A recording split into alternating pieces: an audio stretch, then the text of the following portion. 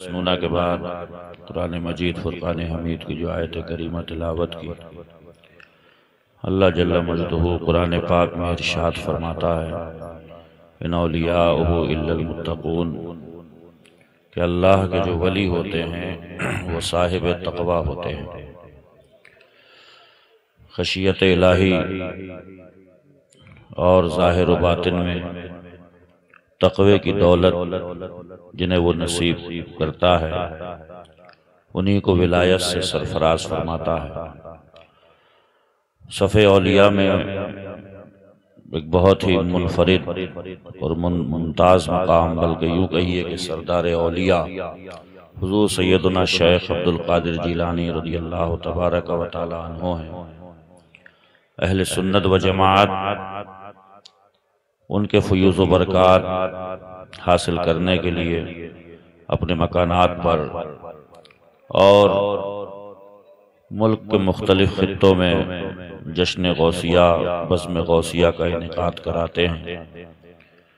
ये हमारी जो निस्बतें शहंशाह बग़दाद रज़ियल्लाहु तआला अन्हु से हैं, ये इसलिए काम आने वाली हैं कि सरकार दो आलम ने इरशाद फरमाया, अल मरउ मअ मन अहब, कि हर इंसान क़यामत में उसके साथ होगा जिससे वो दुनिया में रह कर के दिल लगाता है। तो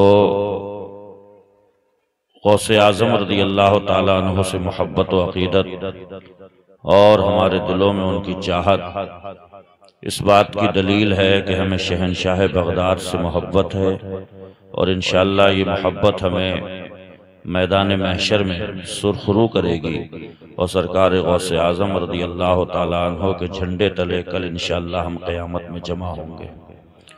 सरकार आला हज़रत ने इसी बात की तरफ इशारा करते हुए ये गुहार लगाई कि कादरी कर कादरी रख, कादरियों में उठा, कदरे अब्दुल कादर कुदरत नुमा के वास्ते।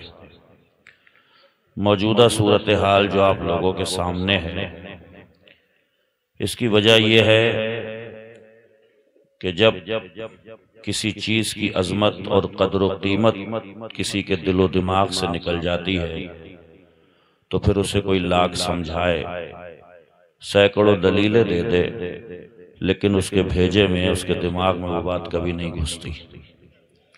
ये मुबारक व मसूद महफिलें इसलिए जगह जगह मुनक़िद होती हैं कि यहाँ पे बैठ कर के हम अपना इस्लाम सीखें, अपना दीन सीखें, अपने मज़हब की बातें सीखें, अपने असलाफ़ कराम का तर्ज़ ज़िंदगी सीखें, उन्होंने जिस तौर तरीक़े से ज़िंदगी गुजारी उसको सुने और सुनने के बाद फिर उस पर अमल भी करें। लेकिन कहते हैं कि किसी भी चीज़ की कसरत जो होती है वो उसकी अज़मत को खो देती है। अब हमारी कौम की निगाह में ये मजलिसें सिर्फ रस्मी तौर पर रह गई हैं कि आज फलाने साहब के यहाँ पे है, कल फलाने साहब के यहाँ पर है, और इसी तरीके से इनकी जो अज़मत होनी चाहिए दिलों में वो धीरे धीरे अब रुखसत हो रही है। लेकिन सच्ची बात यह है कि हम बदज़ौक़ हो सकते हैं, लेकिन अल्लाह के वो प्यारे बंदे जिनसे हम मोहब्बतों का दावा करते हैं, हमारी इस बदज़ौक़ी के बावजूद वो हम पे अपनी नज़र करम और अपने फ़यूज़ व बरक़ात से हम गुनाहगाराने अहले सुन्नत को नवाजते रहते हैं। ये उनका करम है और इसी करम की उम्मीद लगाए हुए हम अपनी ज़िंदगी के अय्याम बसर कर रहे हैं। सैयदी सरकार गौसे आज़म रज़ियल्लाहु तआला अन्हु को हुसूल इल्म से जो शगफ था वो किसी पर मख्फी नहीं है, और इस रास्ते में जो सऊबतें और जो परेशानियां शहनशाह बग़दाद ने उठाई वो भी आप बारहा उलमाए कराम के ज़ुबानी सुनते रहते हैं। आज के हालात बहुत अच्छे हैं, रहने के लिए खूबसूरत बिल्डिंगें हैं, मदारिस के अंदर खाने का भी इंतज़ाम है। वो कौन नफूस कुदसिया थे कि जिन्होंने पेड़ के पत्तों पे गुजारा करके कुरान की आयतों का मतलब समझा, हदीस रसूल की तशरीह और तौज़ीह की, और फिर वो अपने वक्त के इमाम ठहरे। कहते हैं अला ताया अला कदरिल बलाया, जिस कदर आप मेहनत और मशक्क़त बर्दाश्त करेंगे अल्लाह की तरफ से फिर उतने ही बड़े इनामात आपको नसीब होंगे। ये कैसे मुमकिन है कि हाई स्कूल पढ़ने वाला बच्चा बगैर मेहनत के हाई स्कूल निकाले? ये कैसे मुमकिन है कि कोई बच्चा तालीम के मैदान में बहुत आगे जाना चाहता है और वो मेहनत से जी चुराए? तो ये पॉसिबल ही नहीं है। उसके लिए मेहनत करना पड़ती है, उसके लिए दिल लगाना पड़ता है। इसी तरीके से सैयदी सरकार गौसे आज़म फरमाते हैं कि तालीम हासिल करने के ज़माने में कभी ऐसे हालात भी आए कि शिद्दत भूख ने जब ज़्यादा परेशान किया तो हम ज़मीन पे लेट करके कुरान की इस आयत की तिलावत करने लगते थे, फ़इन्ना मअल उसरि युसरन इन्ना मअल उसरि युसरा। अल्लाह फरमाता है कि हर परेशानी के बाद फिर आसानी आती है, ज़हमत उठाने के बाद फिर राहत मैसर आती है। और वही हुआ कि बगदाद के बयाबान में दरख्तों के पत्तों पे गुजारा करने वाला एक 18 साल का नौजवान वक्त आने पर बगदाद के मिंबर से ये ऐलान करता है, कदमी हाज़िही अला रक़बत कुल्ल वलिय्यिल्लाह, कि मेरा ये कदम तमाम औलिया किराम की गर्दनों पर है। और तमाम औलिया अपने सरों को झुका कर के कहते हैं, सैयदी आपका ये कदम हमारी गर्दनों पे नहीं, हमारी आंखों और हमारे सरों पर है।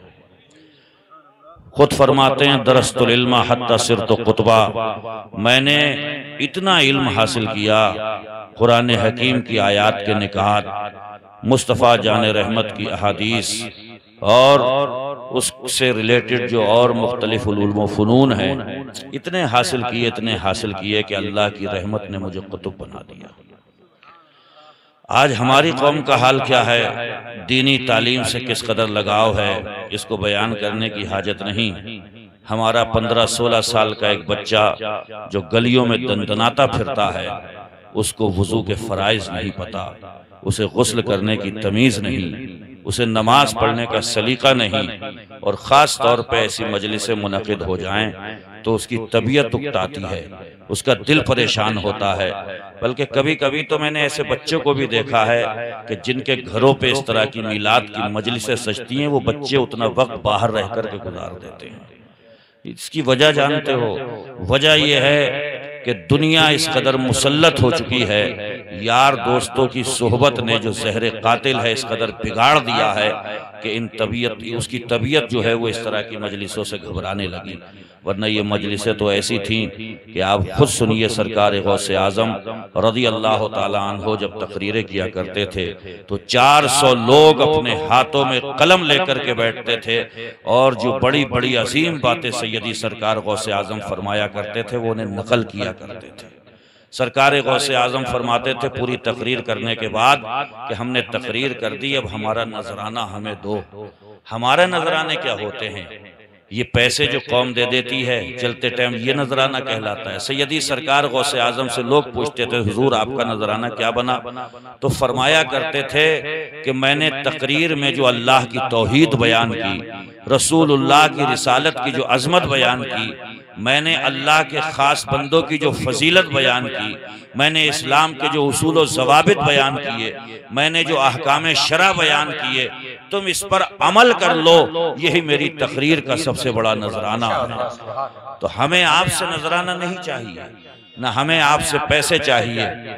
हम भी आपसे यही कह रहे हैं कि नजराने मत दो, पैसे मत दो, बस कोशिश इतनी करो कि सरकार बगदाद के नाम से ये मजलिस सजी तो उनकी माँ का किरदार पढ़ो, उनके वालिद का किरदार पढ़ो। उनके वालिद का नाम लक़ब है जंगी दोस्त। एक मर्तबा बादशाह के कारिंदे मटकों में शराब भर के ले जा रहे हैं और आपने डंडे मार के सारे शराब के मटकों को फोड़ के रख दिया। कोतवाल के जरिए बादशाह ने पता करवाया, खलीफा ने, कौन है, किसके अंदर इतनी जुर्रत पैदा हो गई कि वो सरकारी महकमे में आने वाले शराब के मटकों को फोड़ देता है। पता लगाया गया तो सैयदी सरकार गौसे आज़म रज़ी अल्लाह ताला अन्हो के वालिद गिरामी थे जिन्होंने शराब के भरे मटके बगैर खलीफा का खौफ दिल में रखे हुए फोड़ डाले थे। खलीफा ने कहा कि हम तुम्हें अपनी तरफ से कोतवाल बना देते हैं, अल्लाह अकबर। उससे पहले उसने एक जुमला कहा था कि तुमने ये किसके कहने से फोड़े? तो गौसे आजम के बाप ने कहा था मैंने परवरदिगार आलम के कहने से फोड़े हैं। उसने फरमाया है अम्र बिल मारूफ कि जमीन के पर्दे पर रहकर जब तक रहो नेकी का हुक्म देते रहना, बुराई को अपने हाथ से दूर करते रहना। और अगर तुमने ऐसा नहीं किया तो काबे का खिलाफ पकड़ के गिड़गिड़ा करके भी अगर दुआएं मांगोगे तो मैं तुम्हारी दुआएं कबूल नहीं करूंगा। अल्लाह अकबर। शराब के मटकों को फोड़ दिया तो खलीफा ने कहा था कि हम आपको कोतवाल बना देते हैं अपनी तरफ से। तो गौसे आजम के वालिद गिरामी ने कहा था मैं खुदा की तरफ से कोतवाल बन के आया हूं, तो जैसे की तरफ से कैसे कोतवाल बन सकता हूं? मुझे उसने हुक्म दिया है कि जमीन के पर्दे पर नेकी का प्रचार करो और जमीन के पर्दे से बुराइयों का खात्मा करो। एक कोतवाल का भी यही काम होता है, जहां बुराई देखता है वहां डंडा चलाता है, जहां पर अच्छाई देखता है तो एक पॉजिटिव रिपोर्ट पेश करता है।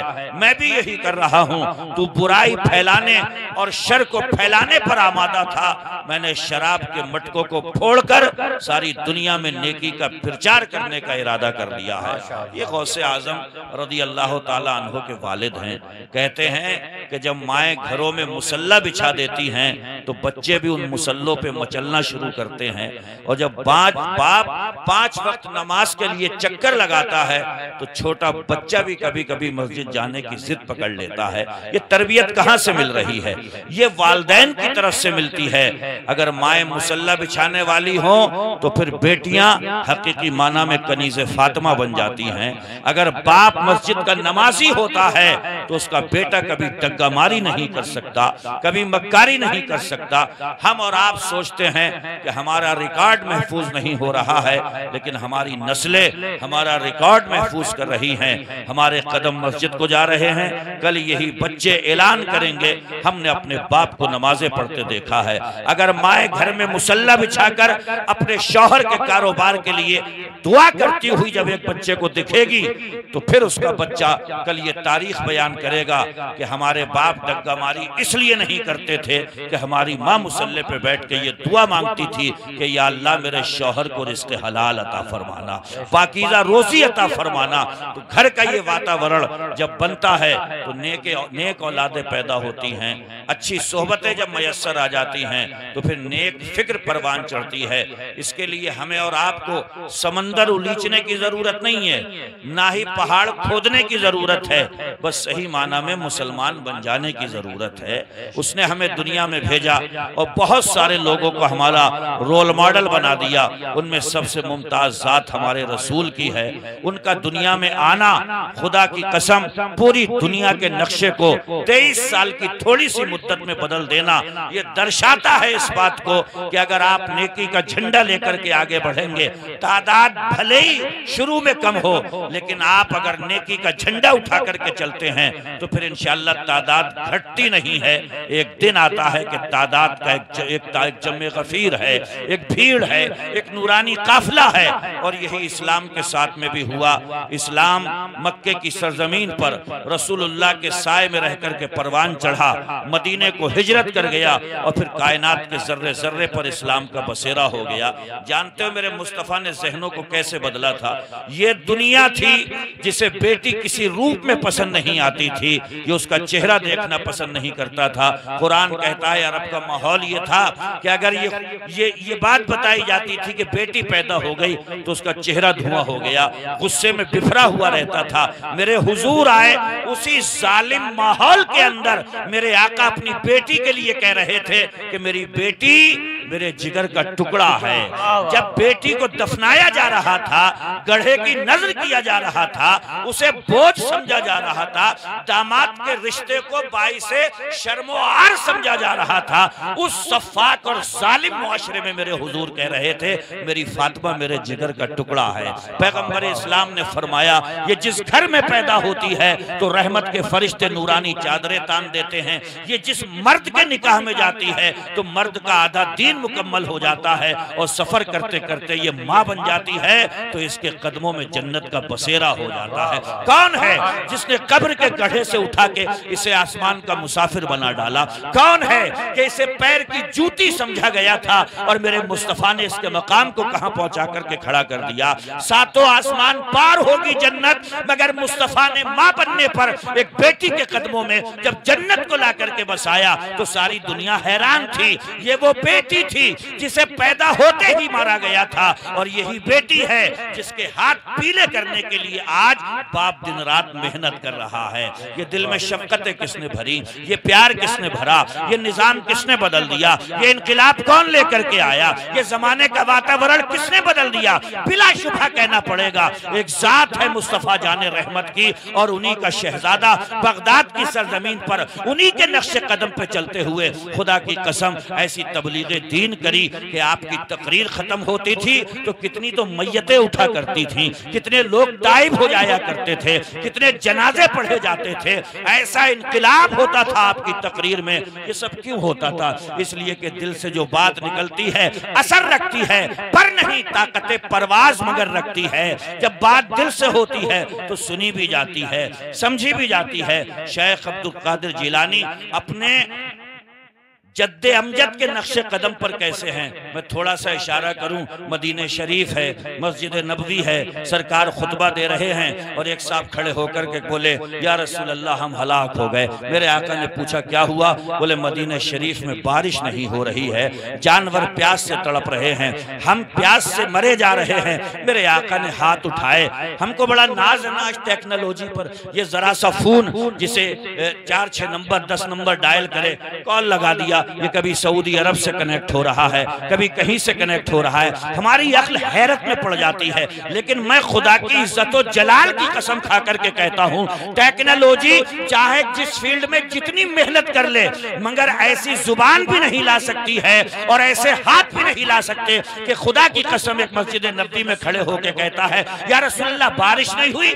मेरे आका ने हाथ उठाए तो खुदा की कसम बादल उमड़ के आ जाते हैं और ऐसा झमाझम बरसना शुरू होता है कि हफ्ता बरसा, इतवार बरसा, पीर बरसा, मंगल बरसा, बुध बरसा, जुमरात बरसा, फिर जुमा आ गया। हदीस पाक में आता है या तो वही शख्स जो पिछले जुमे को खड़ा हुआ या कोई और शख्स खड़े होकर के कहने लगा या रसूल अल्लाह हम फिर हलाक हो गए। मेरे आका ने फरमाया पिछले जुमे को भी यही कह रहे थे, इस जुमे को भी यही कह रहे हो? तो कहने वाले ने कहा या रसूल अल्लाह पहले हो नहीं रही थी तो हलाक हुए जा रहे थे और अब रुक नहीं रही है इसलिए पानी में शराबोर हुए जा रहे हैं। अल्लाह अकबर। मेरे आका ने फरमाया चाहते क्या हो? कहने वाले ने कहा या रसूल अल्लाह अब मदीने शरीफ में पानी की जरूरत नहीं है, मैं यहीं पे रुक के आपसे पूछता हूँ लाए टेक्नोलॉजी कोई ऐसी मशीनरी कि आसमान से पानी बरस रहा हो, इस घर पे बरसना बंद करवा दे और चारों तरफ पानी बरसवा दे। ये मेरे मुस्तफा के हाथों में कमाल दिया है अल्लाह ने। मेरे आका फरमाते हैं अल्लाहुम्मा हवालैना वला अलैना, ए परवरदिगार अब मदीने के चारों तरफ चाहे जितना बरसे मगर मदीने में एक बूंद ना बरसे। इतनी दुआ करना थी कि आसमान के सूरज ने देखा, इतिहास के पन्ने गवाह हैं कि मदीने में एक कतरा पानी नहीं गिर रहा था और मदीने के चारों तरफ मूसलाधार बारिश हो रही थी। अल्लाह अकबर। ये मुस्तफा जाने रहमत के मौजिज़ा है जो मदीने शरीफ में रूनुमा हुआ। अब बगदाद में आ जाइए, सरकार गौसे आजम हैं, तकरीर कर रहे हैं, तकरीर के दौरान बारिश होने लगी तो गौसे आजम ने आसमान की तरफ चेहरा उठाया और कहा मौला मैं तेरा दीन बताने के लिए, इस्लाम समझाने के लिए, शरीयत बताने के लिए लोगों को इकट्ठा करता हूँ और मौला तू बारिश बरसा के सबको इधर उधर कर देता है। ये नाज, ये नखरे, ये कौन कर सकता है? ये हर एक की समझ में नहीं आएंगे। पहले इकबाल को पढ़िए तब समझ में आएगा। इकबाल ने कहा था कि मोहम्मद से वफा तूने तो हम तेरे हैं, ये जहां चीज है क्या लाहो कलम तेरे हैं, मन काना लिल्लाही काना अल्लाहु लहू। सरकार फरमाते हैं जो अल्लाह का हो जाता है फिर अल्लाह उसका हो जाता है और जिसका अल्लाह हो जाता है सारी कायनात उसके कदमों में ढेर हो जाती है। बगदाद में देखा कि गौसे आजम के सुख तकरीर सुनने वाले जितनी जगह में बैठे थे बारिश का एक कतरा नहीं गिर रहा था और चारों तरफ बारिश हो रही थी। हम खुश अकीदा सुन्नी हैं इसलिए समझ गए कि जो मदीने में हुआ था वो रसूल आजम का मोजिजा था, जो बगदाद में हुआ वो गौसे आजम की करामत है, उनका मोजिजा भी लाजवाब है, उनके बेटे की करामत भी लाजवाब। वाह वाह वाह, सुभान अल्लाह। नारे तकबीर, नारे रिसालत, नारे गौसियत, मसलके आला हजरत, जश्न गौसुल वरा, नारे तकबीर। मुफ्ती साहब क़िबला।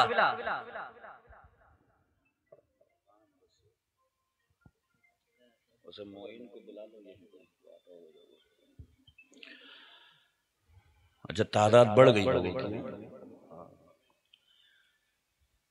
बढ़ गई। बैठा करो। देखो, जिक्र अल्लाह रसूल किसी की जुबान से हो बड़ा माना रखता है ना। हमारा एक ये भी माहौल बनता जा रहा है कि कोई बाहर से आया है तो जब वो बैठेगा तो आएंगे, और अगर मकामी कोई नाते रसूल पढ़ रहा है, गौसे आज़म की मनकबत पढ़ रहा है या तकरीर कर रहा है, किसी आयत करीमा का मफहूम बता रहा है, तो हमारा मिजाज ये बनता जा रहा है कि इनकी क्या सुने, ये तो सुनते ही रहते हैं। जानते हो कुरान में अल्लाह ने क्या फरमाया, वज़क्किर फ़इन्न ज़िक्रा तनफ़उल मुमिनीन। ईमान वालों को बार बार समझाओ, बार बार सुनाओ, बार बार समझाओ। या अल्लाह एक बार सुना तो दिया, क्यों बार बार सुनाए? फरमाता है फ़इन्न ज़िक्रा तनफ़उल मुमिनीन। बार बार जब तुम सुनाओगे, बार बार नसीहत करोगे, तो किसी बार का भी नसीहत करना और समझाना अगर दिल को लग गया तो फिर इंशाअल्लाह जिंदगी किसी और रुख पे आ जाएगी। बेशक।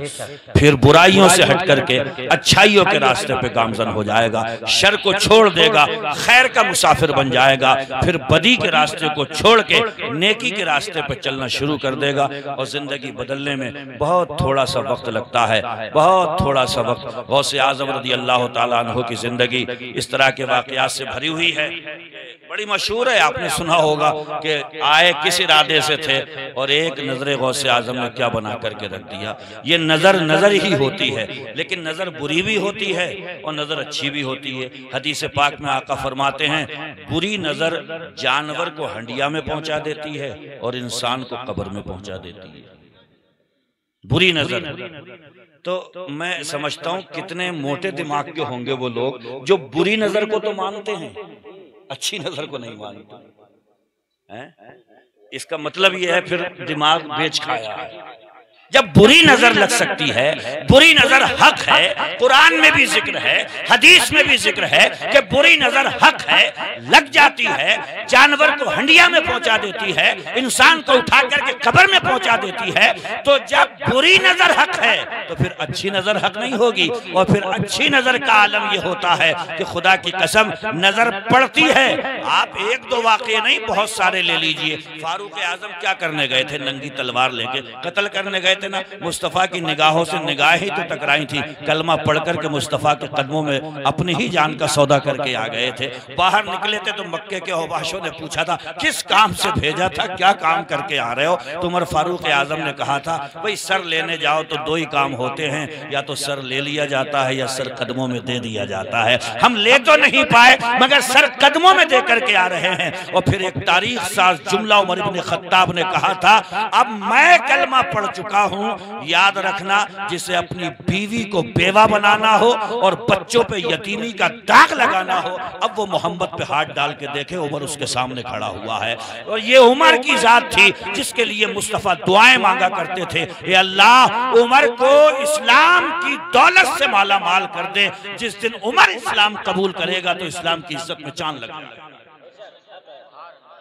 और मुस्तफा दुआ मांगे और कबूल ना हो, इसीलिए तो हजरत हमजा ने कहा था, या रसूलल्लाह उमर आ रहे हैं, तो मेरे आका ने फरमाया, आने दो, हम बहुत पहले उन्हें मांग चुके हैं, ये मेरे मुस्तफ़ा हैं। देखे हदीस पाक में क्या आता है, अगर आप चाहते हो कि आपकी जुबान चले और दुआ कबूल हो जाए तो दो चीजें अपना लो। क्या? अकले हलाल, सिद्क़े मकाल।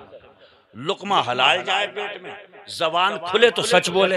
हुजूर फरमाते हैं मुस्तजाबुद दावात बन जाओगे, जो दुआ मांगोगे रब की बारगाह में कबूल हो जाएगी। ये लुक़मा है जो दुआ कबूल नहीं होने देता, ये जुबान है जो पूरा वजूद नापाक करके रख देती है। पेट में लुक़मा हलाल जाए, जुबान खुले तो सच बोले। आका फरमाते हैं मुस्तजाबुद दावात बनने के लिए, हर दुआ बारगाह खुदा में कबूल करवाने के लिए ये दो नुस्खे दे करके करके जा रहा हूँ, जबान खुले तो सच बोले, पेट में लुकमा जाए तो हलाल का जाए, जो दुआ मांगोगे रब की बारगाह में कबूल हो। बेशक हक है, बहुत अच्छा। अब यार जिनके बाप का आलम ये कि बारहा सुना होगा आपने, सेब बहता हुआ आ रहा था, कितने पापड़ पहले दरिया दरिया जाकर फिर वो शर्तें रख रहे हैं कि तुमने सेब उठा के दरिया से खा लिया है तो मेरी एक बेटी से निकाह करना पड़ेगा, वो आंखों से अंधी है, कानों से बहरी है, पाँवों से लूली लंगड़ी है, उससे निकाह करो तो मैं तुम्हें माफ़ करूंगा। गौसे आजम के वालिद कह रहे हैं हाँ, इस गलती की माफ़ी के लिए अगर इस तरह की औरत से भी निकाह करना पड़ जाए तो मैं तैयार हूँ।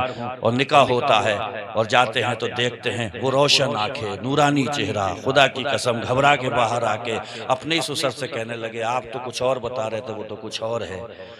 तब लड़की के वालिद हुजूर गौसे आजम के नाना ने कहा था असल में मैंने अपनी बेटी को आंखों से अंधा इसलिए कहा था कि इसने आज तक किसी गैर महरम को नहीं देखा था। मैंने इसको अपनी बेटी को कानों से बहरा इसलिए कहा था कि आज तक इसने कोई खिलाफ शरअ बात अपने कानों से सुनी नहीं थी। मैंने अपनी बेटी को लंगड़ी इसलिए कहा था कि ये खिलाफ शरीयत काम की तरफ कभी बढ़ी नहीं थी। तो जब बाप ऐसी सालेह फिक्र का हो तो फिर इस तरह के बीवी और शौहर जब इस तरह के होते हैं तो फिर उनके घर में औलाद भी बाबरकती ही आती है। गौसे आजम रदी अल्लाह ताला अन्हु पैदा नहीं हुए थे तब हुजूर सरवर आलम ने उनके बाप के ख्वाब में आकर के कहा था मुबारक हो अबू सालेह, अल्लाह जो तुम्हें बेटा अता फरमा रहा है ना, देखना जो नबियों में मुझे मकाम अल्लाह ने अता फरमाया है सारे वलियों में वही मकाम तेरे बेटे का होगा। और यही हुआ। हमारी जो मोहब्बत, जो निस्बत, जो चाहत सैयदी सरकार गौसे आज़म। लेकिन एक बात याद रखिए कि बुजुर्गों को मानने का मतलब ये होता है कि बुजुर्गों की मानी जाए। बुजुर्गों को मानने का मतलब है बुजुर्गों की मानी जाए। और हमारे यहाँ पे मसला ही उल्टा है। हमारे यहाँ बुजुर्गों को मानने का मतलब ये है कि मुहर्रम में खिचड़ा उड़ा दो और 11वीं में जो है वो जलजीरा जेब में रख के घूमो, कहीं कहाँ बिरयानी मिल जाए।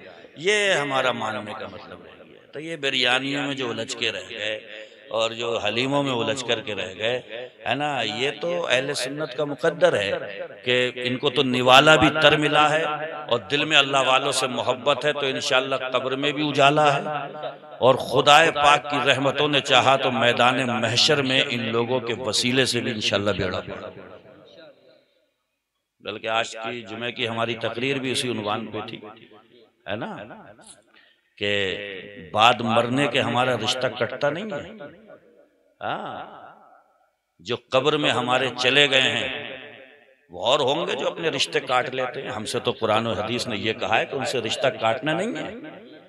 वल्लज़ीना जाऊ मिन बादिहिम यक़ूलूना रब्बना इग़फ़िर लना व लिइख़वानिना अल्लज़ीना सबक़ूना बिल ईमान। कुरान है वो जो तुमसे पहले चले गए ईमान के साथ में, उन्हें भूलो मत। दुआ के लिए हाथ उठ जाए तो कंजूसी मत करो, अपने लिए दुआ मत करो। रब्बना इग़फ़िर लना, ये अल्लाह से कह रहा है दुआ मांगने का।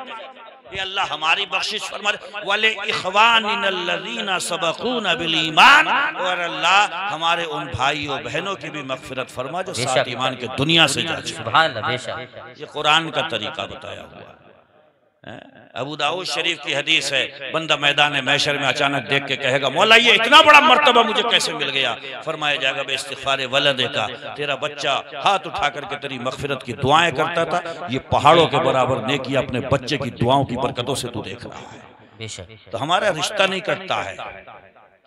वो कोई और होंगे जो बदतमीजी में कहते हैं कि सातों जन्म में तेरे साथ रहूंगा। हमारे यहाँ जन्म साथ नहीं, हमारे यहाँ पे पड़ाव साथ, हमारे यहाँ मंजिलें साथ। एक इशारा करूं समझ जाओगे, 7 पड़ाव के बाद में आखिरी फैसला हो जाना है। कौन से 7 पड़ाव है? रूहों की दुनिया में थे, पहला पड़ाव। बाप की पीठ में आए, दूसरा पड़ाव। माँ के पेट में आए, तीसरा पड़ाव। दुनिया में आए, चौथा पड़ाव। कब्र में जाएंगे, 5वां पड़ाव। मैदान महशर में खड़े होंगे, 7वां पड़ाव। यहाँ से जन्नत या दोज़ख में जाएंगे, 7वां पड़ाव। जन्म साथ नहीं है, पड़ाव साथ। 7 पड़ाव, 7 मंजिलों के बाद में डिक्लेयर हो जाना है कि जन्नती हैं या जहन्नमी हैं। और मेरे हुजूर सब बता करके गए हैं कि किस किस तरीके से तुम्हें जिद्दोजहद करना है, तैयारी करना है, मेहनत करना है। कुरान हकीम में रब फरमाता है वल्लज़ीना जाहदू फीना लनहदियन्नहुम सुबुलना, तुम हमारे रास्ते में थोड़ा सा तो कदम बढ़ाओ, हमारी रहमतें आगे बढ़ करके तुम्हें थाम लेंगी, गिरने नहीं देंगी, तुम्हें तबाह नहीं होने देंगी, ज़ाय नहीं होने देंगी।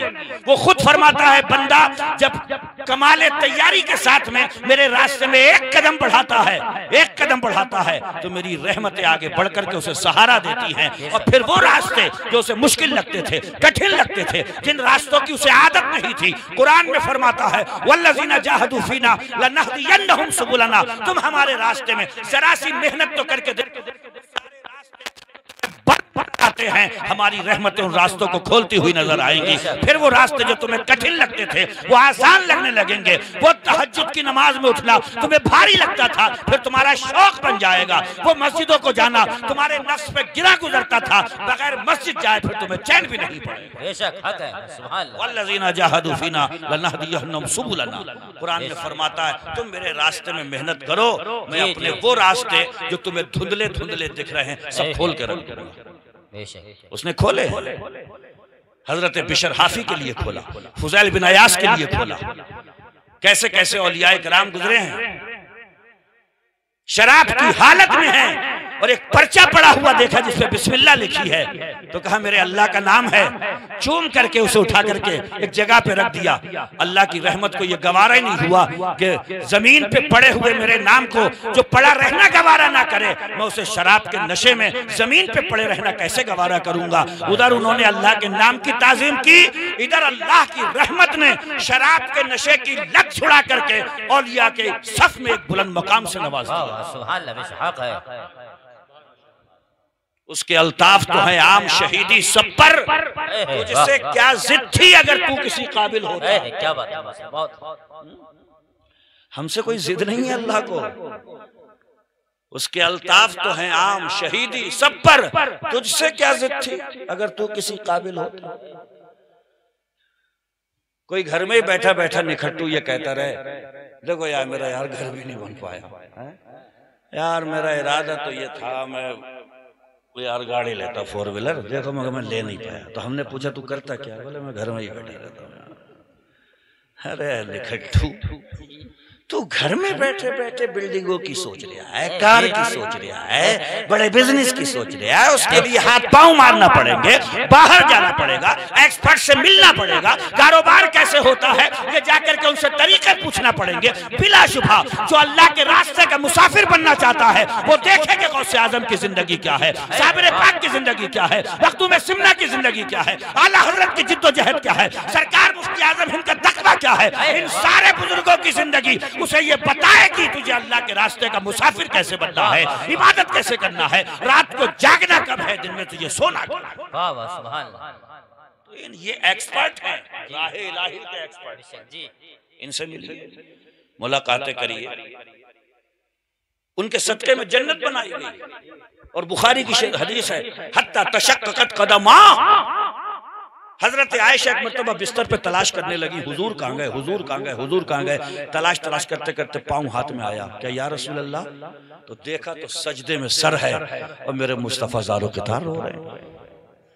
बुखारी के अल्फाज हत्ता तशक्ककत कदमा, मुस्तफा जाने रहमत के कदमों पे खून छलकने लगता था, इबादत इलाही में मसरूफ रहते रहते उनके सदके में जन्नत बनी है, कायनात बनाई गई, वो मकसूद कायनात है।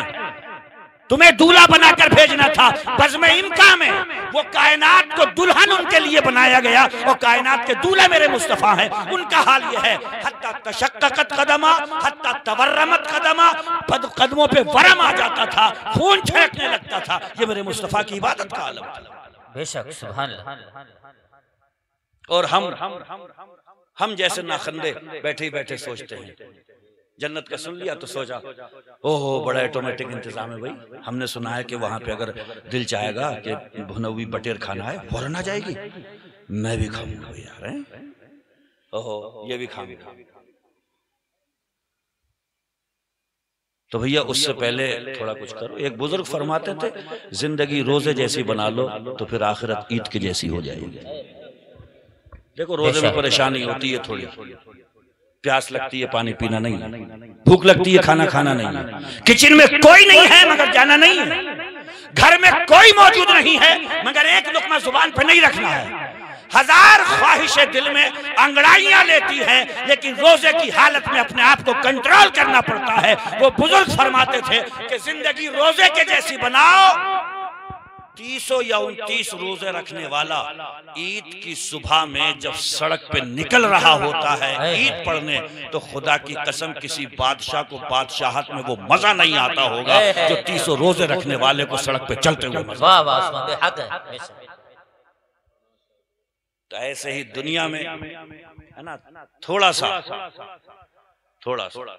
है ना, डग्गा मारी से क्या होगा, पैसे तो मिल जाएंगे, चैन नहीं मिलेगा। झूठ से क्या होगा, जल्दी का फायदा नजर आएगा, पछतावा होगा बाद में। तो उस पछतावे से बेहतर है कि थोड़ी देर के लिए रुक करके फैसला कीजिए कि मुझे रोजे की तरह टाइट रहना है, और उसके बाद जो है वो सारे मजे जो लूटना है वो आखिरत में लूटना है। बेशक तुम नीचे को रख लो पैर, बड़े स्टाइल में बैठे हुए, टांग पे टांग रख के बैठ गए।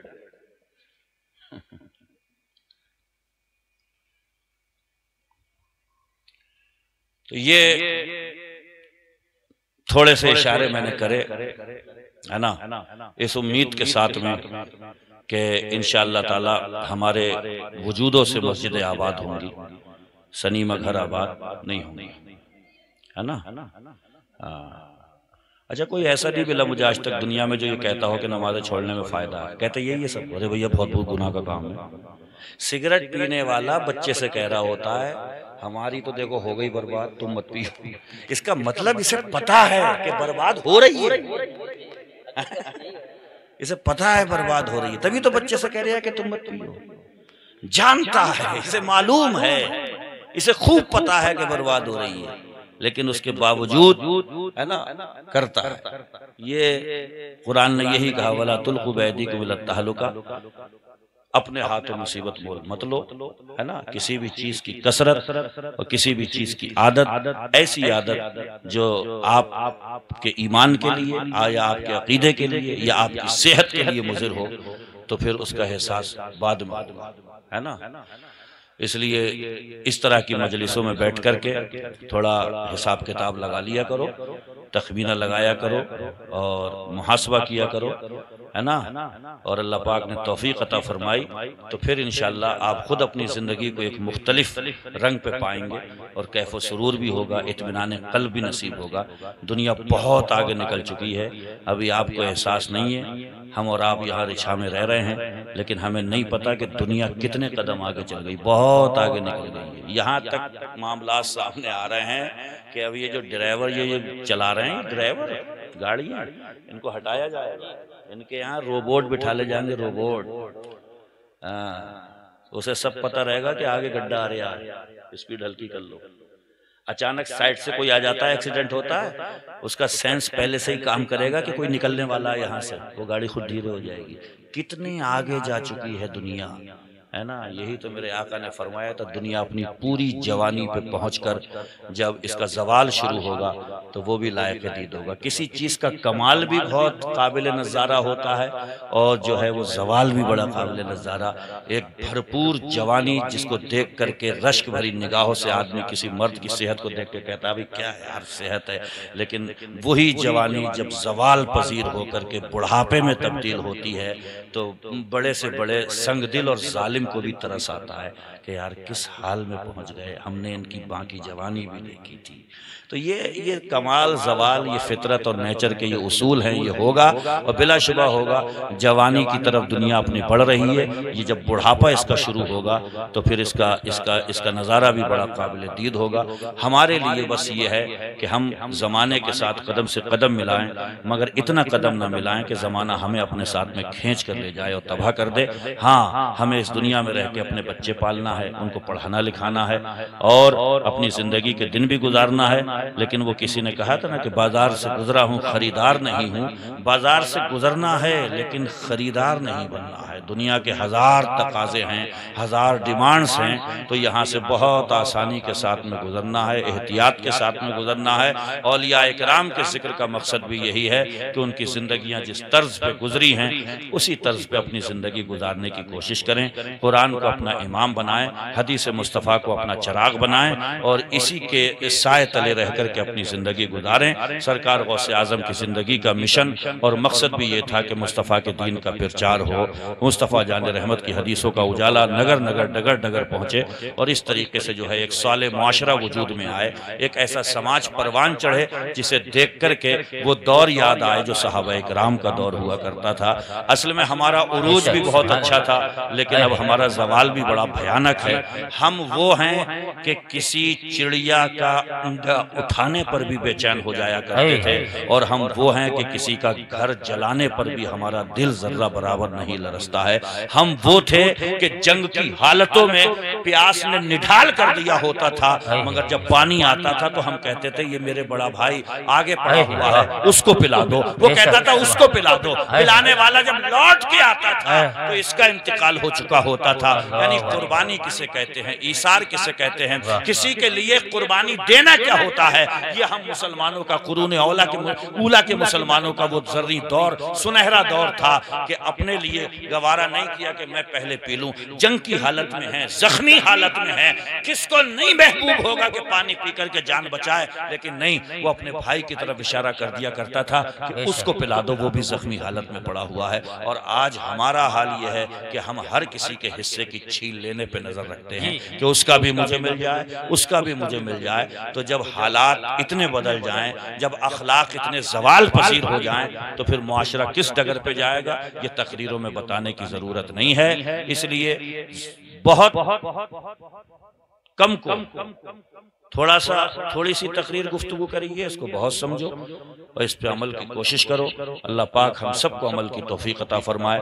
11वीं वाले पीराने पीर रोशन ज़मीर की अक़ीदत व मोहब्बत के चिराग हमारे दिल में यूं ही रोशन रखे और औलिया इकराम से वाबस्तगी और सच्ची अक़ीदत व मोहब्बत का जो मतलब होना चाहिए था उसी मतलब पे हमें अल्लाह ताला अमल की तौफीक अता फरमाए। व आखिरु दावाना अनिल हम्दुलिल्लाहि रब्बिल आलमीन। अस्सलाम।